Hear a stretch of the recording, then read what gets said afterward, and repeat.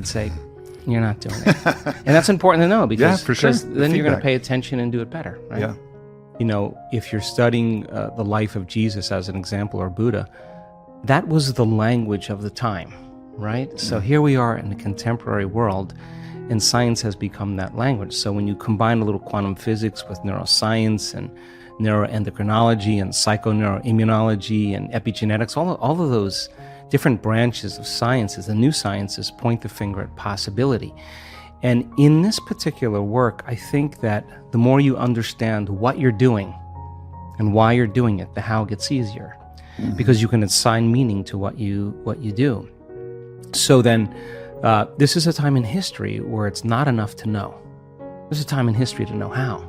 Because information is so readily available, you can gain information. You don't need an authority. You don't need a priest. You don't need a teacher. You don't need a governor. You can gain information without passing through some type of authority. And so people are empowered. And the next most practical question is, how am I going to apply this to my life? Now, when you learn new things, you make new connections in your brain. That's what learning is. But if you can't remember what you learned, then you haven't made any new connections that are sustainable or maintainable.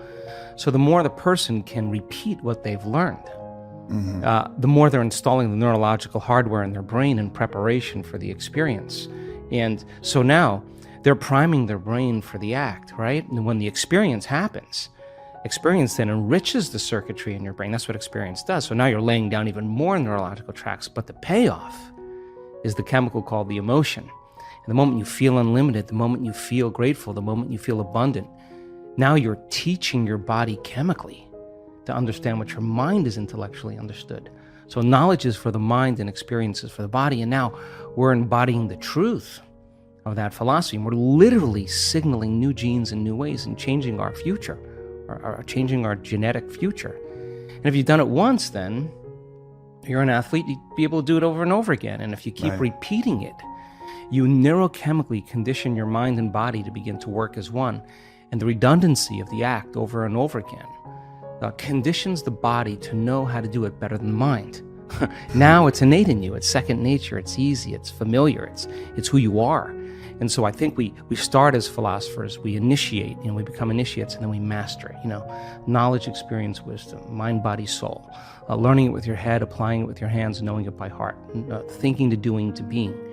And so I think to answer that kind of question or that comment is that, we should get up as if our prayers are already answered. The problem is that our senses fool us into separation. The person says, I want to be healed, I want to be healthy, I want to be wealthy. And they imagine it and they come back and it's not there. And when they see it, it's not there. The thought of their future creates the emotion of lack or separation. And if thoughts are the language of the brain and feelings are the language of the body, now you have mind and body in opposition. So then, if you think about something like appreciation or thankfulness or gratitude, when you are receiving something, when you just receive something, when something is happening to you in the moment, or something just happened to you that you enjoy, or you're surprised about, or is pleasing to you, you feel this emotion of gratitude. So gratitude becomes the signature, the emotional signature that it's already happened. Gratitude is the ultimate state of receiving. So now when the person combines a clear intention of their future, and they open their heart and they feel the emotion of that future, their body is objective. It's the unconscious mind. It doesn't know the difference between the actual experience in their life that's creating the emotion and the emotion that they're fabricating by thought alone. In that moment, their body is believing it's in that future, in the present moment. And the stronger the emotion they feel, the more altered they feel inside of them, the more they pay attention to the picture in their mind. And we could say then that they're beginning to remember their future.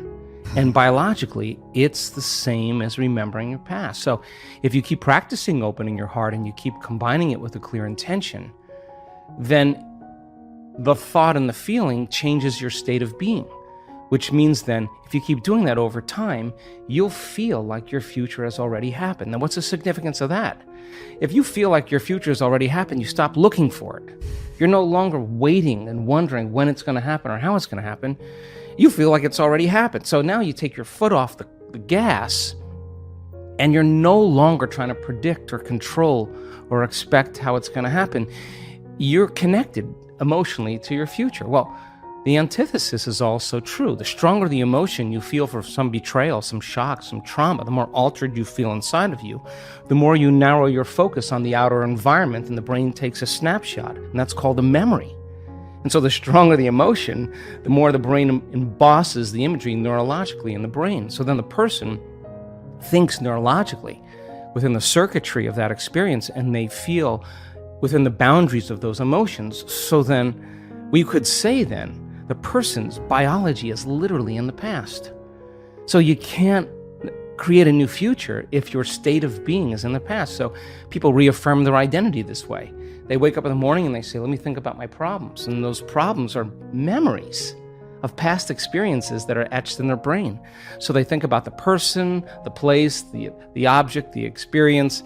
And we could say then, if they believe that their thoughts have something to do with their destiny, they're thinking in the past. And every one of those problems has an emotion associated. So now they feel unhappy, now they feel fear, now they feel unworthy. It's a conditioning process, because conditioning, all you need is an image. They've mastered this on television. An image or a brand and an emotion.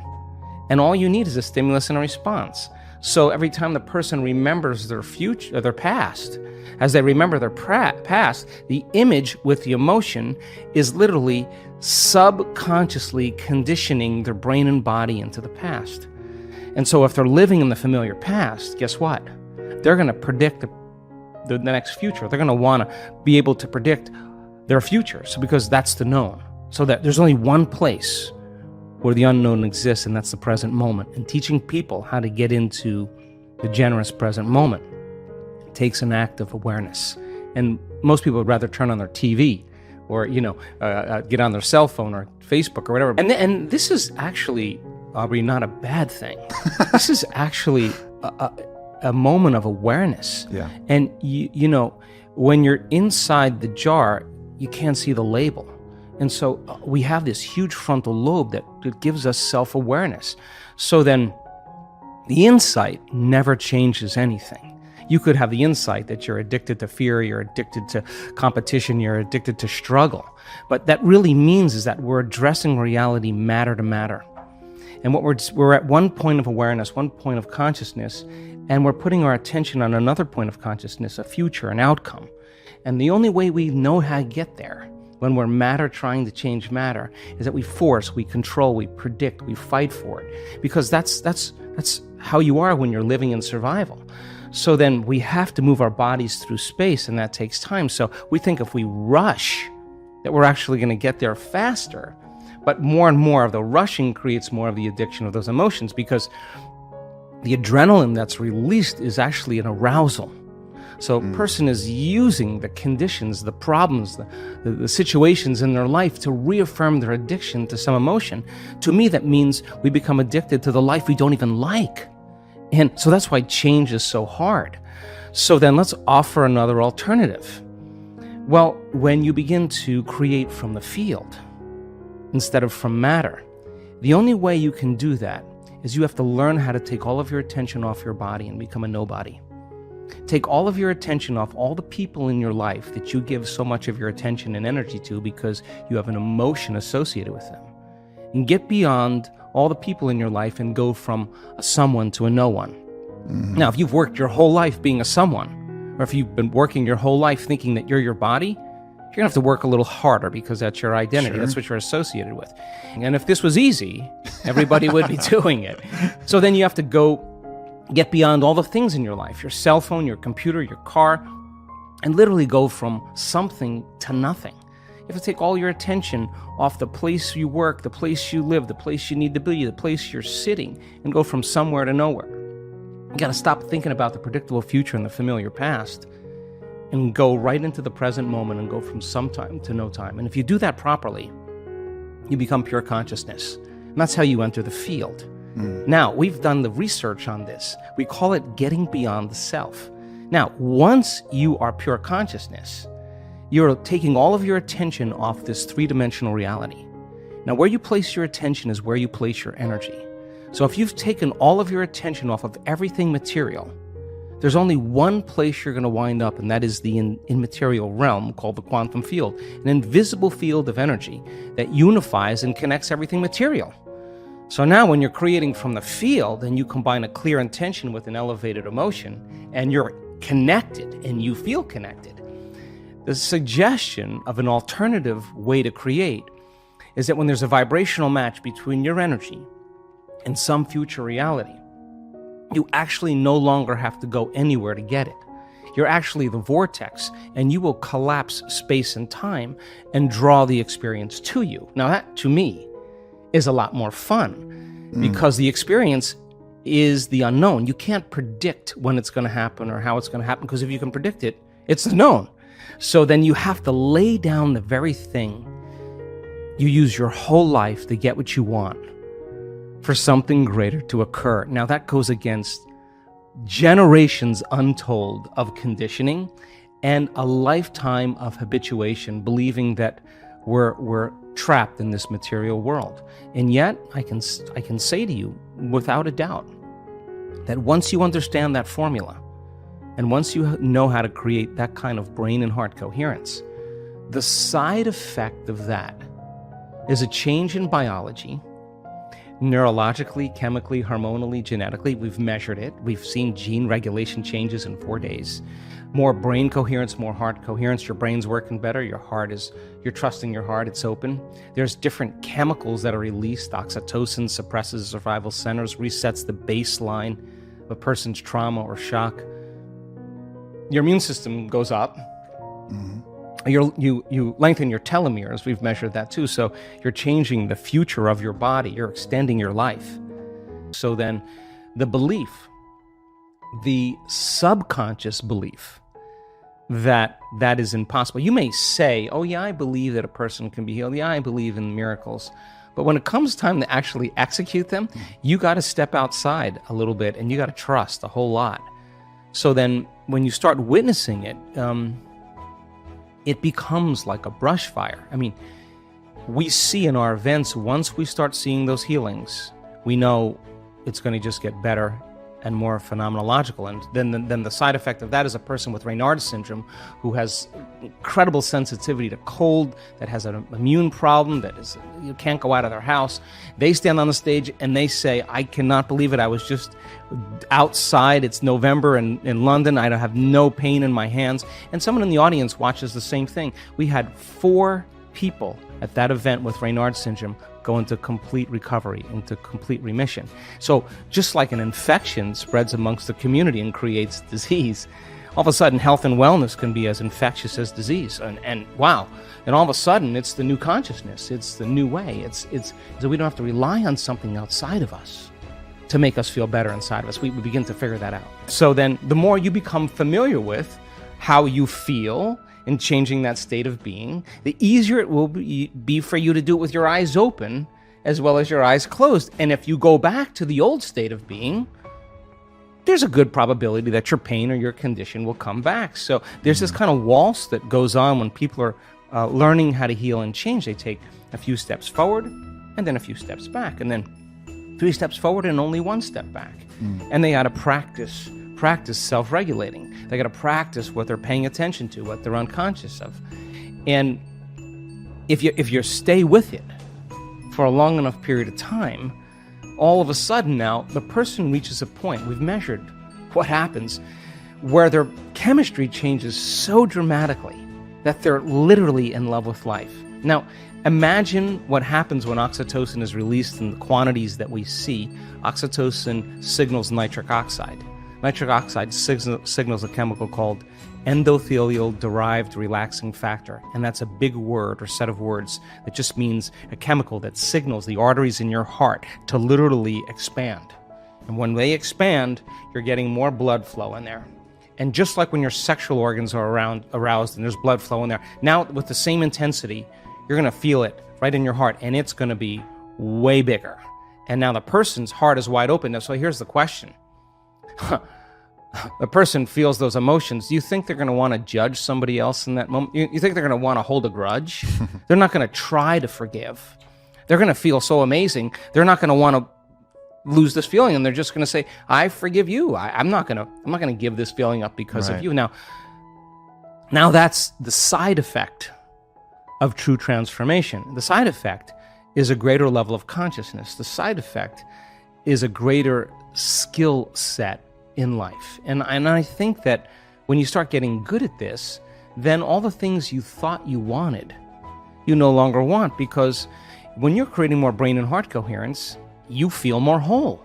And the more whole you feel, the less you live in lack. So how could you want many things if you feel whole? It feels like you already have them. And that's actually when you start to see those wonderful miracles, those synchronicities, those serendipities, those coincidences happening in a person. Those are experiences coming to them. That's the field dropping breadcrumbs saying, keep going, keep going. And there's a synchronization between that person's energy and their future, and the side effect of that are signs. And that's when it gets to be exciting, because every sign does what? It creates an enthusiasm, an excitement. And you're kind of going, hey, there's another sign, I'm going to go do it again. So now you're not going, oh, I have to meditate today. Oh, jeez, I got to create my life. You're looking forward You're like, oh my God, I don't want the magic to stop happening. I'm going to get into it. And every synchronicity creates that elevated emotion, and you use that energy for the next creation. And people climb out of their lives, climb out of their pasts. So the body's a protein-producing machine. Every single cell in your body, except red blood cells, makes proteins. Muscle cells make muscle proteins, actin and myosin. Skin cells make skin proteins, collagen and elastin. Your stomach cells make stomach proteins called enzymes. Your immune system makes immune proteins called antibodies, or immunoglobulins. Your eye cells make eye proteins called keratin. So your body's a protein-producing machine. And in order for those cells to make proteins, a gene has to be regulated. So then they used to say genes create disease. Lie. It's an absolute lie. There's a very small percentage, about 5 to 1% of the people on the planet are born with a true genetic condition like type 1 diabetes. The other 95 to 99% is created from lifestyle or behaviors. Two identical twins sharing the same genome. One dies at 52, the other one dies at 88. Well, what happened there? It was the reaction to the environment that caused their genes to be switched on or upregulated to make a healthy protein, or downregulated to make a cheaper protein. And it turns out that when you're living in stress and living in survival, you're living in emergency mode, and that's not a time for growth and repair. Yeah. That's a time to mobilize all the body's energy, all its resources, from some endangered situation, real or imagined, in their life. So if you're living in emergency mode for an extended period of time, and you keep signaling that gene, well, my goodness, it makes sense then that over time the gene's going to begin to wear out, just like taking a copy of a copy of a copy of a copy. Sooner or later, you're going to start making a cheaper protein. So the expression of proteins literally is the expression of life. So then, is it possible then to signal the gene ahead of the environment? The answer is absolutely yes. Because if a person's waiting for their wealth to feel abundance, if they're waiting for their health to feel wholeness and gratitude, if they're waiting for their new relationship to feel love, they're living by the old model of reality of cause and effect, waiting for something out there to change to make them feel better, and here, take away their lack or emptiness.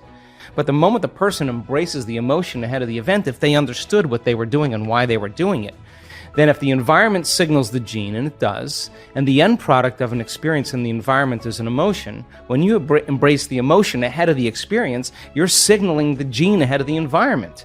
And if genes make proteins, and proteins are responsible for the structure and function of your body, you begin to become that very person. So it's not our wealth, it's not our health, it's not our new relationships, it's not the things we accumulate, it's who we become. Yeah. So we overcome the old self, which takes a great act of will and awareness, and we become somebody else. So then when you become it, nobody can take that away from you. In fact,